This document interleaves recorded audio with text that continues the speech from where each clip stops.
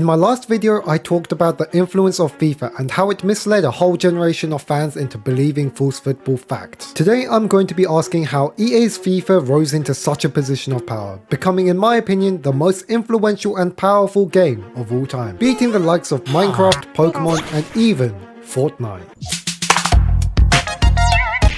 Although these games do technically beat FIFA in sales and downloads, considering the demographics, costs, and other factors like every iteration of FIFA just being a glorified update, I'm placing FIFA at the top of the pound for pound gaming mountain. So with that said, how did FIFA become the most powerful game of all time? The short and easy answer is to just look at FIFA at its core. What is it? Well, it's merely a football game, or as some people call it, soccer. This inherently gives the game a leg up and is by far the most important reason why FIFA is as big as it is. By simply being a football game, it becomes a game playable and relatable to billions of people around the world. With football being arguably the most popular sport in the world, this popularity naturally extends to anything related. But I know what you're thinking. There are plenty of football games that are, how should I say this? Flops. Well, this is where this question turns from a 4-marker question into a 20-marker essay. To understand how FIFA became as big as it has, we need to look at how EA monopolized the football gaming space. FIFA in its infancy, an exciting youth prospect. EA originally partnered up with the Football Association FIFA, not to be confused with the game, in 1993, developing the first of the FIFA titles, FIFA International Soccer. It do be your own people. This was an instant success, ranking first in the UK charts, displacing Street Fighter 2 and holding this position for half a year. Over the following years, FIFA would continuously grow in popularity and simultaneously would continue to expand the amount of playable leagues, teams and nations. This would become paramount as EA now had an early foothold on FIFA's licenses.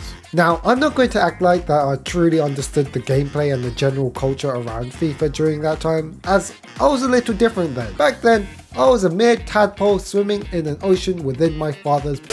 Going into the 2000s, FIFA was head and shoulders above any other football game. But that was soon to change, as in 2001, Konami, a Japanese development team, had produced a football game rival, Pro Evolution Soccer. You're joking. Not another one? In the early 2000s, this game would revolutionize the graphical capabilities of a football game, dubbed by many to be the more realistic of the two. And who could blame them? In 2006, FIFA looked like this, while PES looked like that. Spectacularly, PES received all this success despite not even holding the licenses for many major teams, with names such as Merseyside Red in place of Liverpool, a shortcoming that would regularly be used as a beatstick for years to come. Though like Gareth Walker to Alex Hunter, these two games battled it out on a yearly basis from the early 2000s to the late, until one would completely revolutionize the football gaming industry. Surprise, it's FIFA. I mean, of course it was going to be prime moment FIFA. The year is 2008. The world is in recession. FIFA 2009 has just been released, and along with it, microtransactions. Yes, in a time when you might have least perhaps expected it, EA figured out how to truly drain its customers.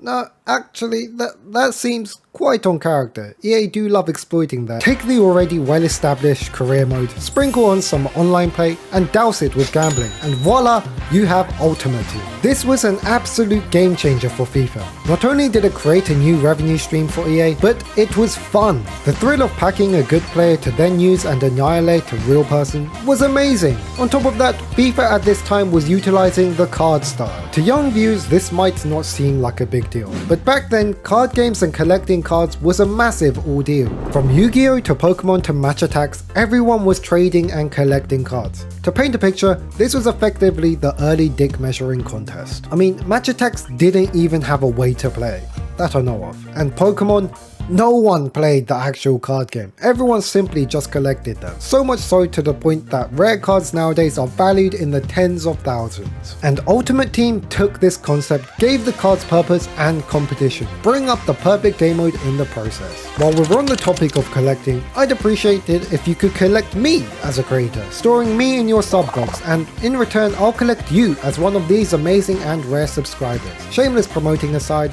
back to the video. That wasn't the only addition though. Be a Pro Online, now recognized as Pro Clubs, was also introduced in FIFA 09. Didn't want to play against your friends? Fine, you can play with them. A fan favorite game mode which allows you to play with not just a few teammates but up to 10 other players, all matching up against teams alike. With these two major additions, FIFA broke away from PES and would only continue to do so year after year, as the foundations for the FIFA monopoly had been set. Ultimate Team, the youngest child. Of the three major game modes, Career Mode, Pro Clubs and Ultimate Team was the youngest, with Career Mode introduced in 2004 originally as Manager Mode, and the Pro aspect of Pro Clubs brought in FIFA 08, with online play coming in FIFA 09. And as the stereotypical family dynamic goes, the youngest is always the favourite. This was no different with FIFA. With Ultimate Team being a live service game mode, it required constant attention, and understandably, as this was now the main draw of FIFA. So from here on, FIFA would tunnel in on Ultimate Team, fine-tuning every aspect, adding revolutionary features like divisions, price caps, and most importantly, colours.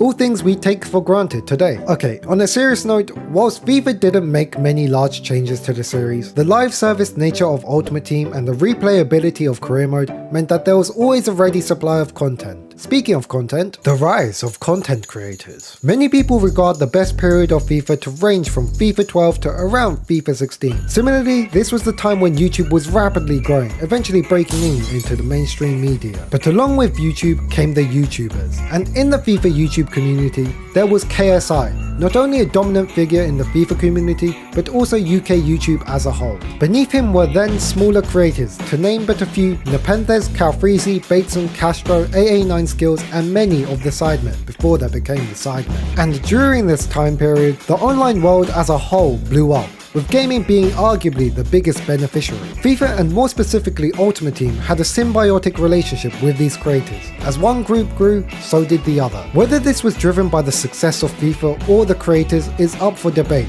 but it can be seen that once the sidemen had been established and its members moved away from FIFA YouTube, so did some of the success of FIFA, as it could be said that this period was when FIFA was at the peak of its powers. While EA and FIFA have generally grown since then, considering the huge growth in gaming as a whole and the monopoly that FIFA has on football gaming, the growth EA have received is far less than spectacular. To put it frankly, if you want to play a football game, you kind of have to play FIFA.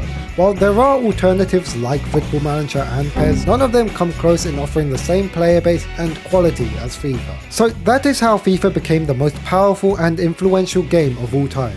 But as all things go, what goes up must come down. So stay tuned for my next video, as I'll be covering the downfall of FIFA.